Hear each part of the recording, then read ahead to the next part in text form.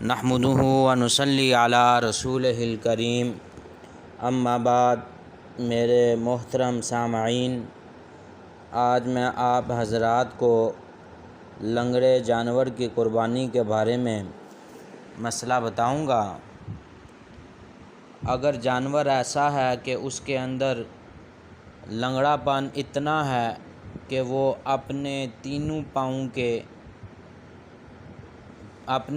پاؤں کو زمین پر رکھ کر چل سکتا ہو اور چوتھے پاؤں کے ساتھ بھی چلنے میں سہارا لیتا ہو، تو ایسے جانور کی قربانی درست ہے۔